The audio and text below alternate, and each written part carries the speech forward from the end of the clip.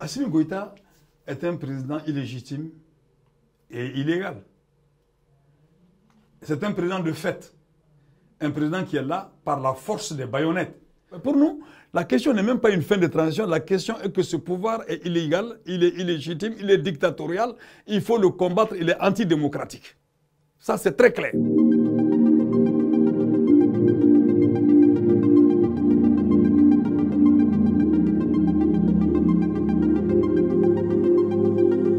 Qui a fixé le délai de la transition?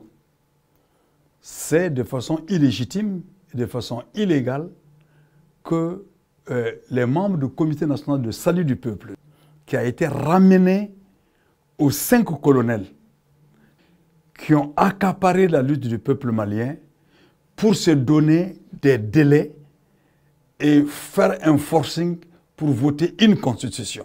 Le premier délai qu'ils ont fixé pour la fin de la transition, ils l'ont fait seuls, c'était 18 mois après la chute de Ibrahim Boubacar Keïta. C'est eux qui sont allés à la CEDEAO choisir cette date-là. Et ensuite, ils ont voulu donner un habillage légitime à leur coup d'État contre le peuple. La transition est terminée depuis le 26 mars. Mais tout le monde a vu qu'ils n'ont jamais posé d'acte de fin de transition politique. Depuis qu'ils ont pris le pouvoir, ils font exactement ce qu'ils veulent, qui n'est rien d'autre que de vouloir conserver le pouvoir par tous les moyens possibles. Assimi Goïta est un président illégitime et illégal. C'est un président de fait.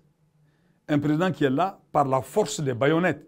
Pour nous, la question n'est même pas une fin de transition. La question est que ce pouvoir est illégal, il est illégitime, il est dictatorial. Il faut le combattre, il est antidémocratique. Ça, c'est très clair.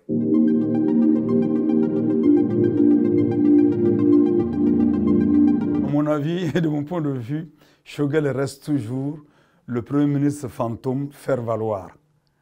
Choguel est toujours là actif et en sa manière.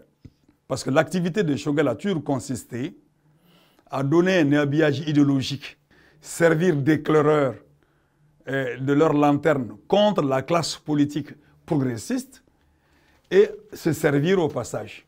Il n'a jamais joué un rôle de Premier ministre en réalité, il a toujours joué un rôle de faire valoir et c'est pourquoi toute son activité a consisté à régler ses comptes politiques.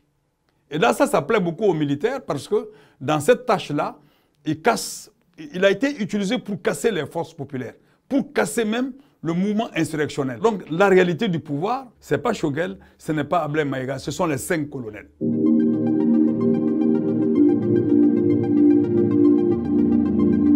Politiquement parlant, les 3 pays n'ont pas œuvré pour leur population. Ils n'ont aucune légitimité à prendre une telle décision. Ils n'ont pas cette légitimité. D'un point de vue légal, ils n'ont pas le droit de le faire. D'un point de vue politique, ils n'ont pas voulu l'expression des citoyens. De mon point de vue, cette histoire d'AES-là, c'est de la tragicomédie. La CEDEAO est verte et critiquable. L'AES qui veut se prendre comme une substitution de la CEDEAO est encore plus grave, est un recul par rapport à la volonté des Africains à avancer.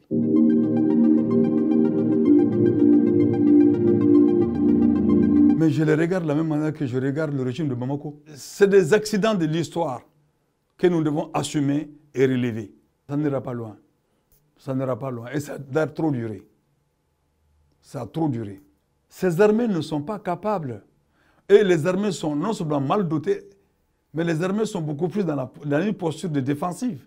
C'est une guerre de guérilla, c'est une guerre civile, une guerre de guérilla, dans laquelle les armées de Comprador ne peuvent absolument pas faire grand-chose. Pourquoi ils vont aller chercher des mercenaires russes, etc. C'est parce que sur le terrain, ils sont en difficulté. Les djihadistes semblent trouver une stratégie qui consiste à frapper l'armée, à réduire, à casser son potentiel militaire et son potentiel humain. Et ils réussissent cela à tous les coups. À tous les coups.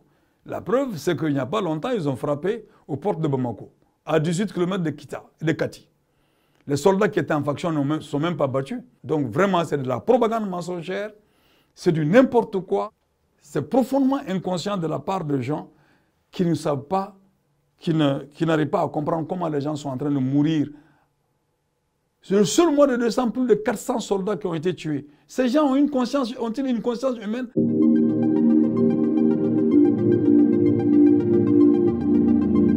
La démocratie qui permet la mise en commun des intelligences. Et cela ne peut pas se faire tant qu'il n'y a pas la liberté d'expression, d'opinion et de ton.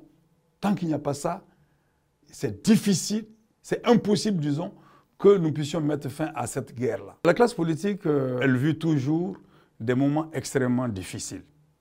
Des moments extrêmement difficiles à deux niveaux. Il y a la répression systématique.